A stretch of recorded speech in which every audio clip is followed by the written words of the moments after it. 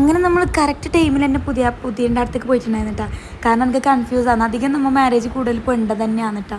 അപ്പോൾ ഇത് പുതിയാപ്പിളിൻ്റെ നമ്മൾ ഒരു ചേഞ്ച് വരുന്നുണ്ട്. അങ്ങനെ നമ്മൾ എല്ലാവരും സെറ്റായി കയറിയിട്ട് തലയിലും ചൊറിയുന്നുണ്ടല്ലോ. ഭയങ്കര ചൂട് കിട്ടുക, ഒന്നും പറയില്ല, രക്ഷയില്ലാത്ത ചൂടായിരുന്നു. പിന്നെ ചെക്കൻ്റെ പോരെ ബ്രിഡ്ജിൻ്റെ അടുത്താണ് കേട്ടോ. ബ്രിഡ്ജ് കഴിഞ്ഞിട്ട് അടുത്ത് തന്നെയാണ് ആ പോരെ ചെക്കൻ്റെ. പിന്നെ അതുപോലെ തന്നെ പെണ്ട പോരക്കേക്ക് ഇത്ര ജസ്റ്റ് ഒരു ഡിസ്റ്റൻസ് ചെയ്യില്ല കേട്ടോ. ഒരു 10 മിനിറ്റ്സ് മറ്റും ഉണ്ടാവും.